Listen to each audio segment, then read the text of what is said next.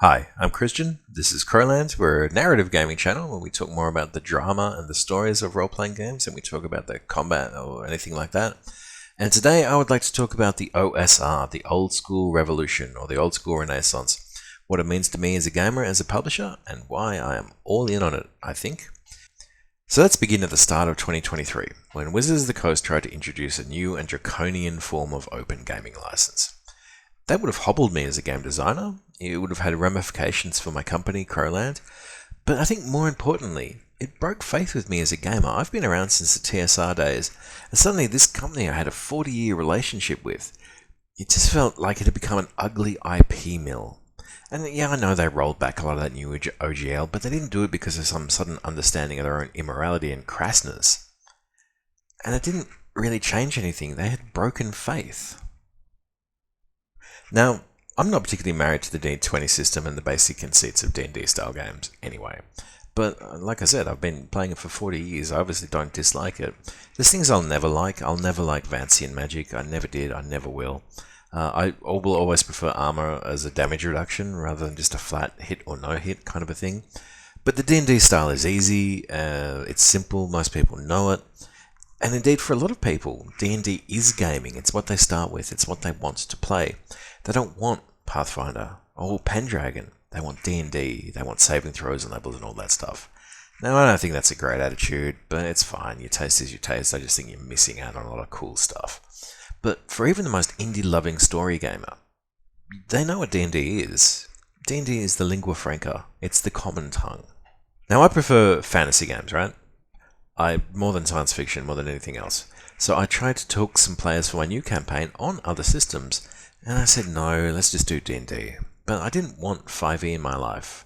So I thought about running 4e, great for fighting, not much else. 3e is a mess and easily exploited rules. And second edition, by the time I got to 2e, I thought, hang on, let's just have a look at games made by people who had my problems long before I did. So in educating myself on this, I think I've discovered there's only a very broad definition of what OSR gaming actually is. But I think the simplest, certainly for this video, is that OSR gaming is pre-3E D&D style games. There's levels, there's saving throws, there's AC, sometimes Thaco for the very elderly amongst you. Sometimes OSR games are retro clones, slavish reproductions of older style rules. And sometimes, and this is my preference, it's older style rules that are nevertheless informed by newer ideas that have emerged in the hobby over the last 40 years. But in practice, basically, you pick an early form of D&D, you do your own design, pass on it, or you play it as is, and then you're OSR gaming.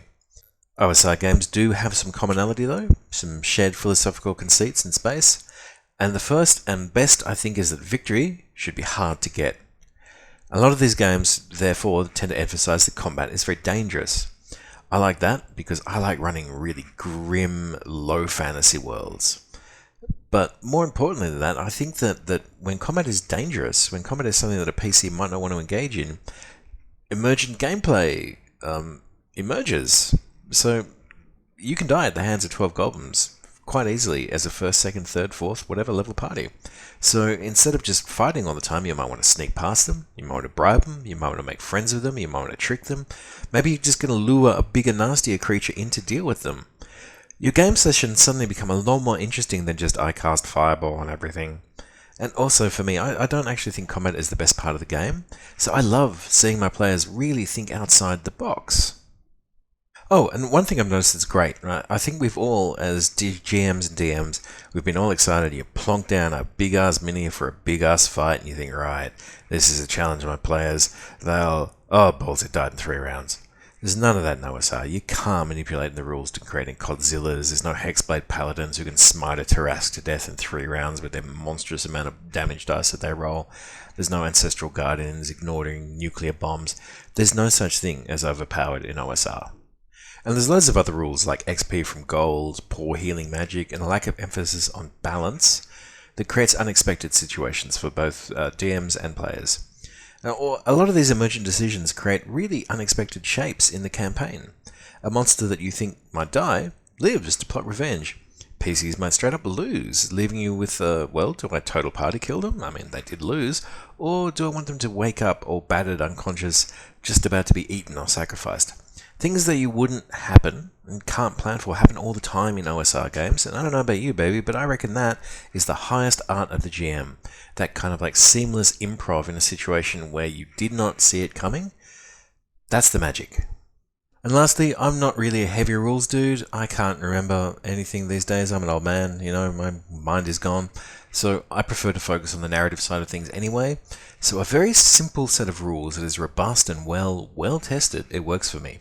Because once I know the basics, they're in my head and I don't have to fuss about, does this monster give another monster cover during a ranged fight?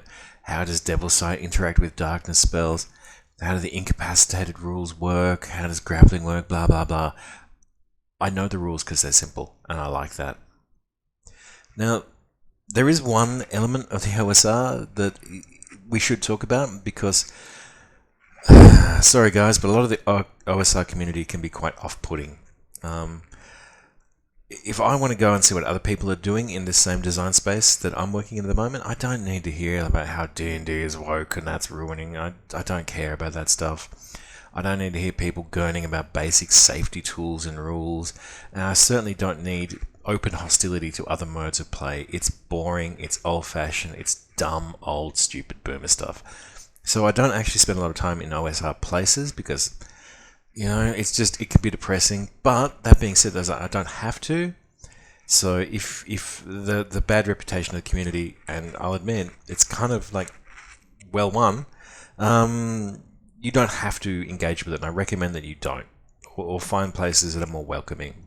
But yeah, it is an issue, so we do have to talk about it. And I really do hope that one day, when new blood comes into the OSR, new opinions, fresher opinions, more welcoming opinions will enter into the OSR spaces as well. But how does that relate to me and my current gaming? Well, for the first time in about 18 months, I've been running an ongoing campaign. It's a Lovecraftian horror fantasy. It's called Monstrous War Thunder. It's about an ancient empire that deals with a cosmic war out in the stars somewhere. All these Lovecraftian monsters are fighting each other, and now this has touched the game world. Dragons versus the Starspawn, that sort of stuff. So I've been using my actual favorite system, the basic role-playing game from Call of Cthulhu. Love it. It's my favorite. And in fact, I've actually been using the Elric rules, but honestly, it's not the best rules for heroic fantasy. And you can't be a lot of those archetypes that people want to play. Again, that D&D lingua franca, because, it's easy to say, I'm a fighter, I'm a cleric, and all that. So we changed over to basic fantasy, which is a retro clone of the D&D I grew up with, which is basic and expert. Thought about Morkborg for a while, but there's not too much to it really. I read through some others, and I liked them, but I liked basic fantasy the best because A, the community is very nice for an OSR community. It's quite simple. There's actually loads of official extra rules and unofficial ideas taken from later editions. Warlocks, there's a great hack for Warlocks, for example. I love Warlocks. And they're very easy to plug into this old school game. And it's not immune from those ideas from later games, which is really important to me. And also, there's a lot of cool monsters that came along later on in the D&D lifespan that you can just plug into basic fantasy. But also, the OSR feel has shaped the nature of the campaign, and there's a discussion to be had about how do rules shape a game, and we'll talk about that later on. But for now, I'm just noticing that the game plays very differently as an OSR game than it would as a 5e game. For example, I've stolen some cosmic horror bad guys from the video game World of Warcraft called the Faceless Ones. Huge monsters born from the flesh of the elder gods, humanoid psychics, very cruel, very dangerous. And they're all themed around deception and corruption and that whole kind of vibe. And I really, really like them as bad guys. I've given them a very nasty acid attack. When they touch you, damage over time, it's quite bad. So the players found out that a bishop of the faith was a faceless one in disguise. The third level, it would have been a hard fight. I tell them, okay, you can go and do the hard fight, but it will be hard. But they're 5e players. They think it's going to be fine. So they go in unprepared, and they just go wrecked, man. 2 players died. I let them survive, but on paper they bloody died. And so immediately they've honestly become straight up afraid of fighting against the Faceless Ones. And this has led to their PCs becoming paranoid and afraid, and that's perfect for the vibe. They can't just smack anything to death, they're going to have to be clever. They have stopped just attacking any monsters, and actually they have strategies now. They try to learn more about any enemy they think that they're going to fight, and as a GM, that is so great. I have to prepare to work with them to give them the information that they want. I have to come up with answers on the sly, on the fly, and I have to really engage with my own campaign in ways I did not expect to, which is really exciting for me as a designer. Really impressed by this. I actually went to a different crew of people, and we did a one-shot based on a 17th century vibe. So, you know, it's all flintlock pistols and rapiers, tricorn hats, piratey style stuff, for want of a better word. No armor, no plate mail armor, no battle axes, and it was really exciting to run a fantasy game with a very, very different kind of aesthetic. Now, I've tried to do this with 5e in the past, and it just didn't work, but with basic fantasy, it was a bloody dream.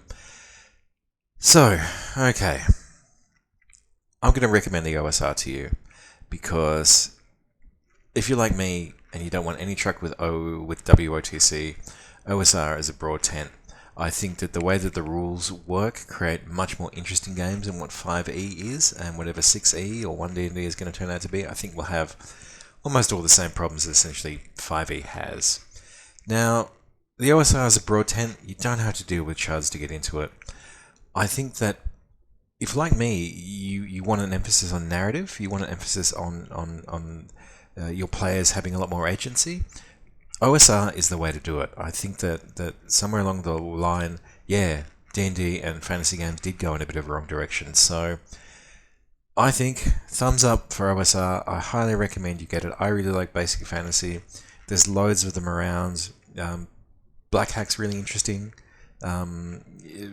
Labyrinth Lord, whatever it's called, you know, Mazes and Monsters, all that sort of business. Loads of them are really, really worth a look in, and I would highly recommend that if you are a fantasy gamer who especially wants a less fight, I'm a superhero, fight, I won Dungeons and Dragons, get into the OSR. I recommend it, and I think that you will really appreciate it. And if, like me, you don't really want to deal with WotC, this is the way to go. Alright, thanks very much. Are you playing an OSR game? Have you played them in the past? Tell me about it. You know, leave a message in the comment. And why don't you give me a like, because that way the YouTube algorithm notices me, and I won't let another 3 or 4 months go past without a video. Alright, I love you guys. I'll see you soon. Bye-bye.